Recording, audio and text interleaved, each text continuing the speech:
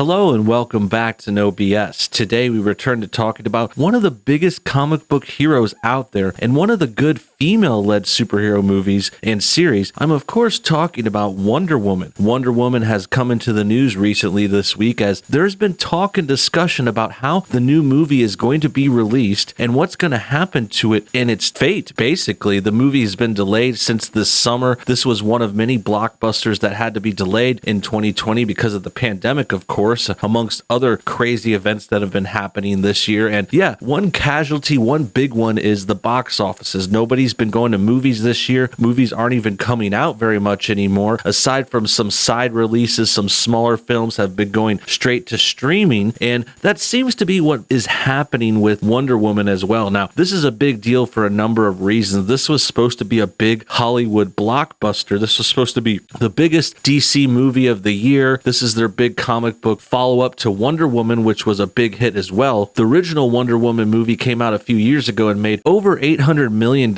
So despite it getting middling reviews from critics, it was clearly well received and people enjoyed it and had fun and went to the movie theaters and saw it. But nowadays things have changed drastically this year and a lot of movies have been delayed, and most of the blockbusters actually delayed a whole year and said they're coming out in 2021. But there's a special reason why Wonder Woman can't wait much longer, and that's why they're pushing forward and coming out with the movie this December. You see, the reason is, and this goes back to an older story about the film, which we'll get into, but essentially a few months ago, they announced that the movie had a Trump-inspired villain. Now, this has happened in a number of Hollywood projects. They've been using current events and the president as a sort of dumb joke. They've been beating this dead horse for a long time now, and since that happened with Wonder Woman, that means they need to come out with the movie while Trump is still president, while he's still relevant, while he's still around, and they risk that not being the case if they push it all the way to next year. Basically, they'll be old news if they push it back that far. So we'll get more into that soon. We'll talk about the details, the new release plan, and the Trump bashing that's part of the movie too that could be part of its downfall. So we'll get to all that soon. But first, let's take a quick moment to check out our sponsor. Hey guys, I'm real excited to offer you again this new free police coin giveaway. All you have to do is cover the shipping costs and you could get these awesome police coins right away, just in time for not only Black Friday shopping, but also as, say, a Christmas gift for someone you love. I mean, the police are the people that protect us from criminals and save our lives. They're the real heroes in our country. And since they're under attack each and every day by the left, the people trying to defund them, I say we actually do the opposite and support the police. And the best way to do it is to get your hands on this free coin. This 2020 police coin giveaway can be yours today if you click the link below this video. All you have to do is cover shipping costs and you could get this free coin delivered really quickly. And I have to say, I have the coin myself. It's really strong, really cool, really great thing to have as a collector's item. You're gonna love it. If you love the cops, if you love America, and if you want to support this channel, check out that link below and get yourself a free coin. Thanks for your time, and now back to the show. Great, now that that's out of the way, let's get back to Wonder Woman. First, let's talk about their Trump villain. This is from August. Patty Jenkins, the director of Wonder Woman 1984, that's what the sequel's called. And here she openly states that the villain was inspired by Trump. And again, this is very kind of cringe. It's making the film political when it doesn't need to be. It's inspiring other movies to do dumb stuff like this. And it's really kind of alienating a lot of the audience. I mean, I was in the audience for the first Wonder Woman movie. Me and my wife enjoyed it. It was a fun watch. It was something like a popcorn summer film. I believe it was 2017. And now they're going to alienate that side of their audience. And they're going to kind of push away people that are Trump fans, voters, conservative leaning. They're going to kind of vilify us and get us to either not watch the movie or worse, maybe tell other people not to watch the movie. And this is just them shooting themselves in the foot. And then, as I mentioned before in the intro, the other problem is this is going to become dated. They expected this movie to already be out, so they didn't think the whole Trump angle was going to be an issue. They thought this was going to come out maybe a few months ago, earlier in the summer, but now it's been delayed 6 months already. If they go another 6 and come out with it next summer, the whole Trump angle is going to be old news, especially if Biden goes forward and moves forward and becomes the next president in January. Then Trump's going to be real old news by next June. So that's why they have to be pushed into releasing this movie in December. And the new plan is, what we haven't gotten to yet, is they're going to put it on streaming service HBO Max, and they're going to release it in theaters on Christmas. And this is kind of like a bad sign. This is kind of like it getting dumped to a streaming service. This article has some more details here. It says Wonder Woman 1984 will be released on HBO Max the same day it's in theaters for no extra cost. So you're going to have to pay, either go get a movie ticket, go to the movies on Christmas, risk the whole pandemic virus thing, or you could stay at home, sign up for HBO Max. I believe it's a simple procedure. It's like signing up for Netflix or something. You pay the 15 or 20 a month and you can watch this at home as many times as you want. It makes sense. I'm all for streaming, but this is going to be a death blow to this movie and its struggling studio. The other thing we haven't got to mention yet is this is a franchise that's owned and operated by Warner Brothers. Warner Brothers has been struggling a lot lately. They've been barely squeaking by with a few hits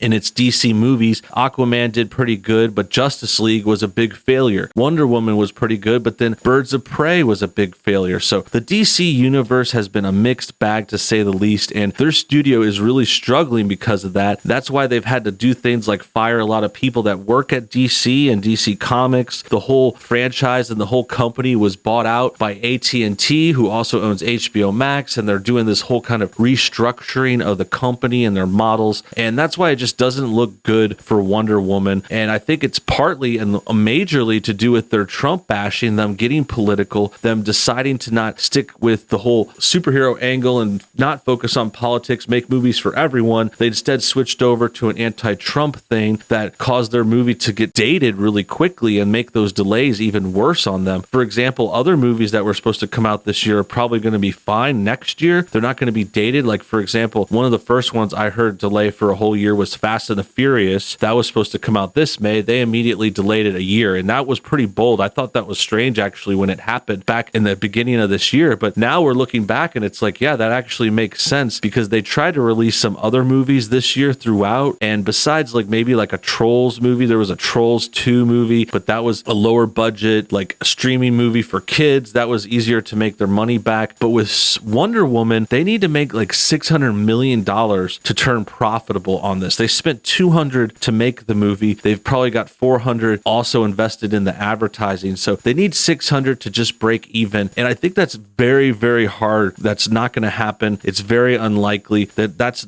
something that wouldn't likely happen in a normal year. Maybe last year, before all this virus craziness, they could have had a normal showing at the box office and then made money on DVDs and streaming later. But at this point, they're just hoping, I think, to just cut their losses and let the thing come out at Christmas, which, I mean, it's fine by me. I'd rather just see it sooner. I'm not dying to see this movie. I think it was a good first movie. The second one could be cool. I like that they're going to the 1980s. It's kind of interesting to me that they're naming it 1984 when it really feels like we're all in 1984 lately, with all this kinds of overpowering authoritarian liberals controlling the media and all that stuff. But that's besides the point. I don't think that's going to get addressed in the movie. I really doubt it. I hope it would, but to hear them go already with the anti-Trump angle, it seems like they're going to ignore the actual really prevalent liberal downsides in the 1984 reference, and they're going to focus on a Trump thing, and it's going to be really cringe. But like I said, at least it's finally coming out, and some of these movies are trying to come out, but it's not going well for anyone that came out this year. Here, Variety has more details. They say Wonder Woman 1984 to debut both on HBO Max and in theaters. Here's the director, Patty Jenkins. She's the whole liberal feminist behind this project, the one that said Orange Man bad. She thinks she's brave for making her villain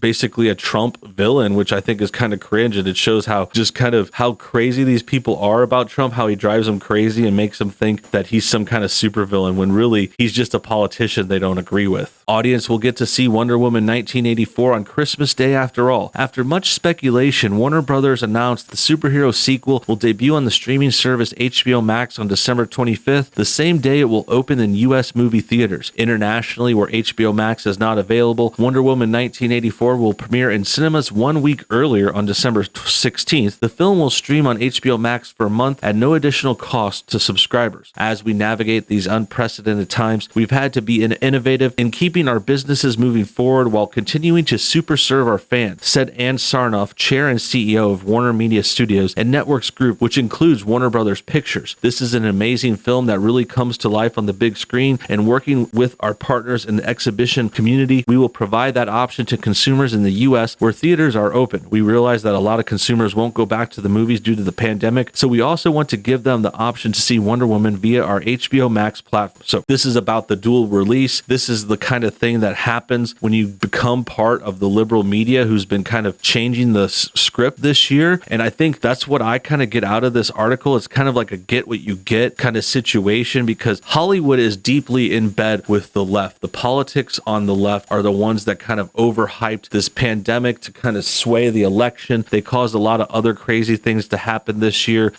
All those riots and race baiting and the protests gone wrong, the chaos in the streets, the destruction of property that has caused people to flee those areas and cities. Those cities are still going to suffer. That's the real problem here, and the real kind of sad part of this is these things all happened in 2020 as a way for the left to sway people towards them in the election. And after 2020, they're just going to move on. The media is not going to care, and they're not going to help these cities. They're not going to rebuild Minneapolis or any other place that's been torn apart, Atlanta, Seattle, places like that, Portland. They're still going to be left in ruins. Their property values are going to go down. And in addition, the movie business is getting a big hit too. This is one of the biggest kind of casualties in this war, as we mentioned earlier. And I think it's of their own doing. They're kind of shooting themselves in the foot, and they're having to take this L, this big loss. And I think Hollywood's going to pay for it. And that's the kind of way I see this story. It's not only connected to Trump directly, but indirectly with the whole hype in the media and the election stuff. That about wraps things up. Hope you guys enjoyed today's video. Make sure you comment your thoughts on everything below. Subscribe if you're new. Hit the bell for notifications too. And until next time, have a great day.